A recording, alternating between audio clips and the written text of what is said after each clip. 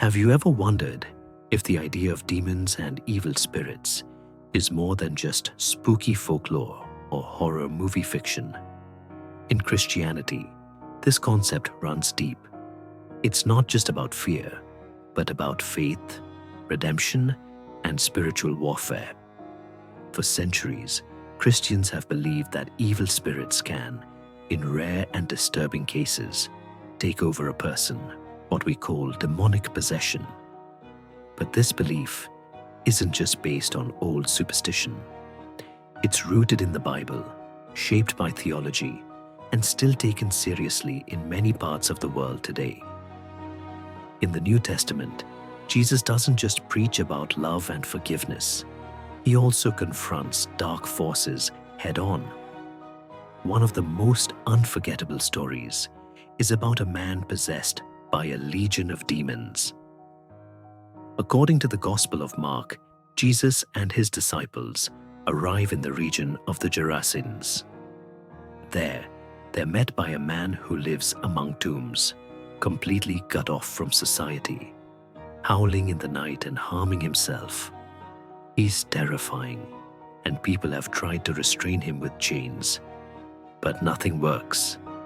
When Jesus approaches, the demons inside the man cry out, calling themselves Legion because there are so many of them. They beg Jesus not to destroy them and ask to be sent into a herd of pigs. Jesus agrees. The demons leave the man, enter the pigs, and the whole herd rushes down a steep bank and drowns in the sea. It's a shocking moment. But what's more amazing is what happens next. The man is completely changed. He's calm, he's dressed, he's sitting at Jesus' feet, he's free. This story has layers. First, it shows that demons were recognized as real forces of evil. Second, it highlights that they knew who Jesus was and were terrified of his authority. And third, it shows the transformation, how someone tormented and broken can be restored completely through divine power. In Christian theology, demonic possession is not a metaphor.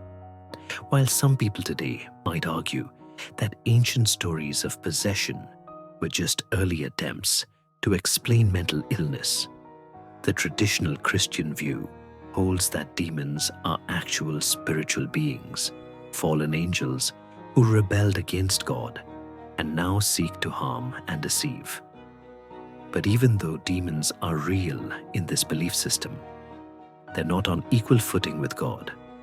Christianity doesn't teach a dualistic battle between good and evil, where both sides are equally strong. Evil is a corruption of good, and demons operate under God's ultimate authority. That's why, even when they possess someone, it's not seen as something that happens randomly. Many Christians believe that possession can occur when someone repeatedly opens themselves up to dark spiritual forces through things like occult practices, persistent sin, or other dangerous spiritual gateways. However, the person possessed is typically not blamed. They're seen as victims, not villains. Jesus made it clear that dealing with demons wasn't just about shouting commands or using the right words. It required real spiritual depth. In another story, a man brings his son to Jesus, explaining that a spirit often seizes the boy, throws him to the ground, and makes him foam at the mouth. The disciples had tried to cast it out, but failed. Jesus steps in and delivers the boy. Later, the disciples ask why they couldn't do it. Jesus replies, "This kind can come out only by prayer, and in some versions, and fasting." This isn't about rituals or tricks. It's about being deeply rooted in God through faith and spiritual discipline. Early Christian leaders like Tertullian, Origen, and Augustine all wrote about the reality of demons. They taught that baptism wasn't just a symbol. It was also a spiritual act of cleansing and protection. In fact, Early Christian baptism often included exorcisms to free the person from any evil influence before entering a life with Christ. The idea was clear. Jesus had power over all darkness, and that power was passed down to the church. Today, the Catholic Church still holds that demonic possession is possible, though extremely rare. They classify demonic activity in 4 levels: temptation, which everyone experiences; oppression, which can involve physical attacks or bad luck, believed to be caused by demons; obsession, which involves intense mental or emotional torment; and finally, possession, where a demon takes control of a person's body. The Church approaches this with extreme caution. Before a formal exorcism is approved, a full psychological evaluation is required to rule out any mental health conditions.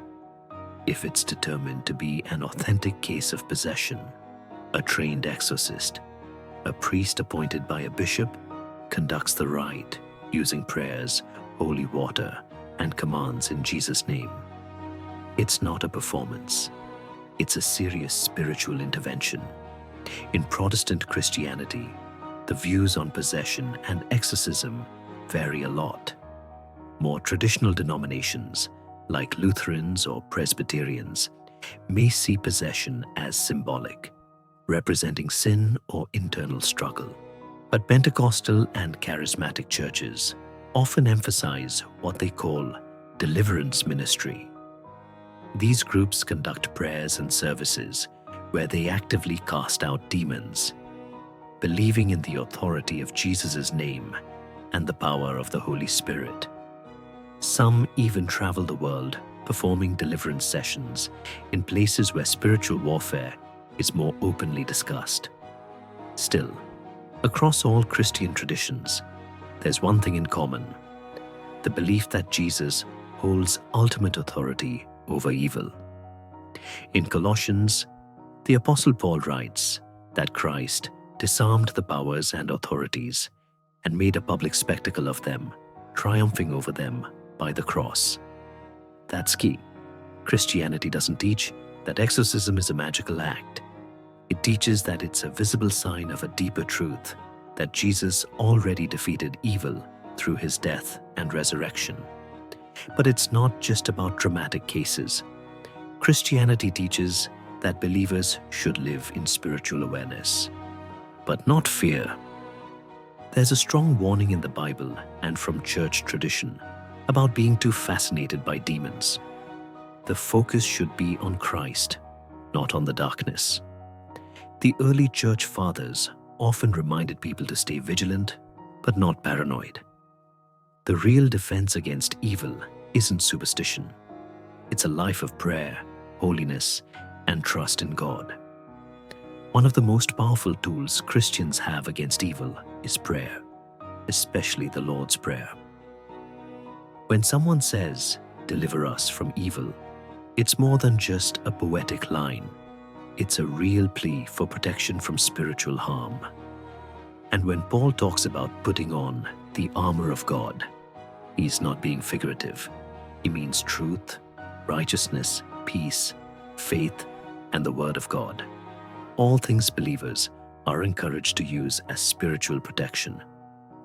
In today's world, belief in demonic possession might sound outdated to some. But in many cultures, especially in Africa, Asia, and Latin America, spiritual realities are taken seriously, and so are stories of possession and deliverance. Even in the West, there are people who claim to have experienced, witnessed, or been freed from spiritual oppression. For them, the idea of possession isn't ancient, it's real and current. Whether you see these stories as literal truth or metaphorical lessons, the message remains powerful. Evil may be loud and scary, but it doesn't win. In every account of possession in the Bible, the ending is the same: healing, freedom, and restoration. The man possessed by Legion didn't just get better, he became a witness. going home to tell everyone what Jesus had done for him. And that's what Christian faith ultimately teaches. Not to focus on fear, but to have confidence in the one who overcomes all darkness. Thanks for watching. If this video helped you think more deeply about faith, theology, or the spiritual side of life, make sure to subscribe, like, and share. There's always more to explore, and we'd love to have you on this journey.